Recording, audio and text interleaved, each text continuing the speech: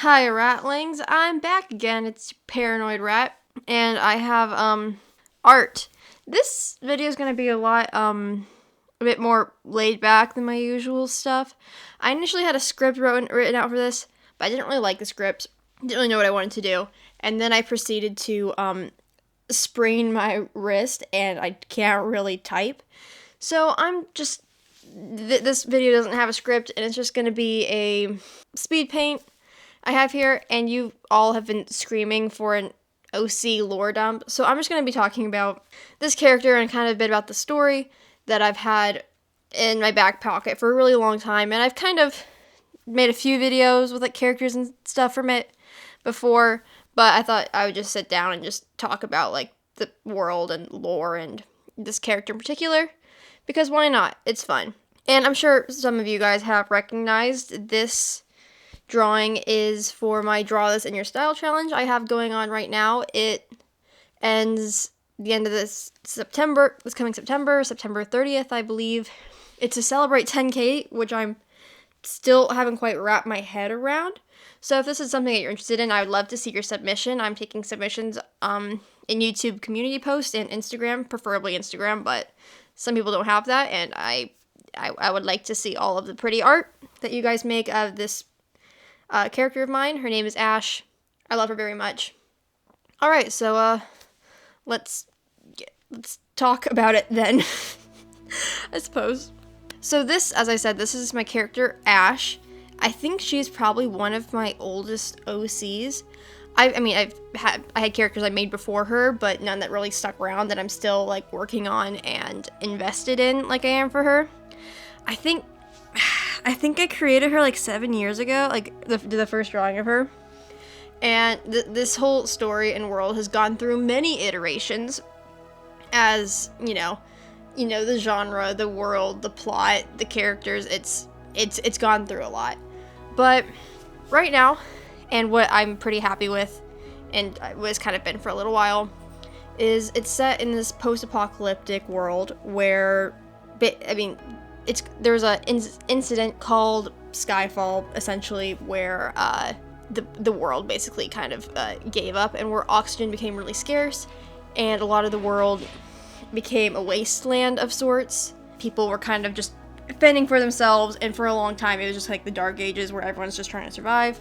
But from that, a lot of civilizations came through and create bigger cities that were, ruled by the more powerful people who just got more powerful, that, protects their citizens from the wasteland that is the rest of the world.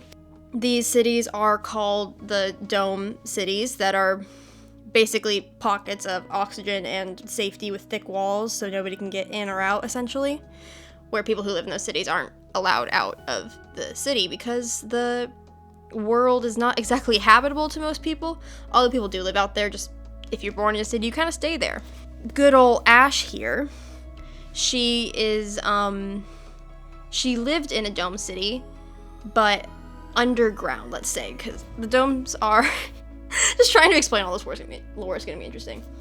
The domes are run by the overseer, who's basically a dictator, not so great person, and under him works Dr. Fallon, who is I want to say mad scientist. He's not quite mad yet, but he has made a scientific breakthrough by combining human matter with demons, which, again, I created this a long time ago, but these demons have always kind of been around, and they're like, dark entities or whatever, and with the Skyfall and Apocalypse or whatever, they just kind of like came out of the shadows more, and Dr. Fallon has found a way to capture them. So his experiments are basically like creating super soldiers and trying to make medical advancements with these demons, I suppose. So Ash is one of his experiments, and she was, I guess you could say, top of the class, aka a murder machine who killed many people there. She was kind of a loose cannon, but she was the favorite, in a very sick way, you could say. But through a course of events, she managed to escape and get out of the lab and the city. But in doing so, she ended up, her memory was wiped, and she lost her eyesight and her hand. As you can see in the drawing, she doesn't have a hand because she was born blind, I believe. Yes, why did I say I believe? She was born blind, so which is a big reason why she was given to these experiments, because a lot of the people there were kind of like deemed like not like full humans, so like there wasn't like really guilt around experimenting on them. So she was blind, and the scars there is like from like the, you know, surgeries and stuff that they did to give her eyesight, which made her eyesight stronger than most people's. But I guess she had like a severe like head injury or something in her escape, which kind of screwed all that up and made her lose her memory of the lab and where she came from, and then also her hand getting removed in the process. So she doesn't really remember anything, and she's out in the waste, and she stumbled upon some other characters who are Eva and Sparrow, who are two wanderers who basically avoid civilization, and they find her. Sparrow is the sweet, lovable idiot. I love him so much, and he is a lot more trusting of Ash, while his sister Eva is a lot less so. And they're kind of running from their own problems. This is not about them, but I love them. There will be more content on them probably. But yeah, I love Ash, and she's just been the main character of this for a long time and gone through many iterations. I think I've talked about this. I know I've talked about this a few times with some people on here, but she's whenever I was originally writing her, you know, of course, because as a young child, all of your characters are still sadly straight, which was sad to me. Where I kept like trying to give her like love interests. I even tried to give her like female love interests. It just never quite felt right for a character. It was always so forced until just a bit ago, where I'm like, I just decided she's canonically Arrow Ace now, and I don't know, and I like that because I feel like so many stories are like based around like the romance aspect of it, and I really like my stories to be based around characters and character dynamics where there's less plot and more of just me just like letting the characters do their own thing and like see where their specific personalities and backstories take them. So, you know, usually romance is a important part in those dynamics, but I don't like every single story to be based around that. So for her story, yeah, she doesn't have any romantic interests, and I like that. I like that for her. Also because I think most people are scared of her anyways, because she's like I said, a bit of a loose cannon.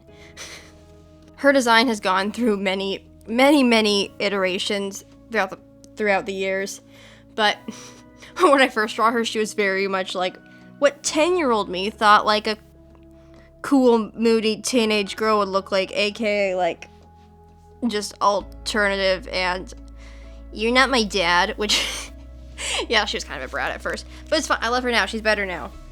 And she's always had like just the long black hair, which in this drawing ended up looking more brown, which is fine. But she always had long black hair, which I feel like maybe in the story doesn't quite make sense, and I've tried to explain it away. But I do think that sometime later on, as the story progresses, because a lot goes on, there is a lot of stuff. Because, you know, in the story, she is with Sparrow and Eva, and they decide to help her. So they're kind of stuck traveling through the waste, trying to not get caught by Dome officials and scavengers that are sent to get her, because she is valuable, and they can't lose her. So, you know, and then trying to find a place where they can restore her hand and memories and eyesight and such, because she might still be powerful, but she's still severely handicapped. And also because all the soldiers there, they have special things in their brains to be tracked, so they don't get lost. So everyone's in danger with her around, so they gotta remove that. But that's not ideal, because it's you know, in the old noggin. What was I talking? This is why I can't not have a script. This is just a ramble video, but it's fine. Yeah, this story, I love it so much. And I think later on in the story, she does get like recaptured or whatever, and probably will have her hair shaved off, which I think will be a cool visual aspect to her story. I'm very curious. I kind of want to draw her without her hair. I wonder what that would look like. And also because shaved heads are great. It's amazing. I love characters with that, and having one myself. It's wonderful. Oh god, why? I can't stay on topic. This is my baby Ash. I love her. I hope you guys love her too. This video is a lot chiller than my others, and I plan to do more lore dump videos in the future, and I just like barely scratched the surface with this video, and I just wanted to focus on this character, also because I didn't really know what else I wanted to talk about here, and I just had this speed paint lying around, so yeah. This video probably won't do great, but for those of you who have been asking for lore, you're welcome. Here it is. Thank you for watching.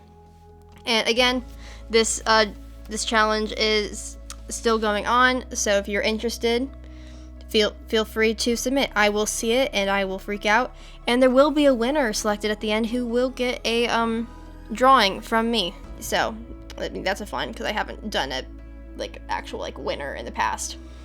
So yeah, thank you, my ratlings. You are now free to go. I will see you next week with an actual video that a lot more effort was put into. Thank you for watching, and I'll see you next time. Ciao!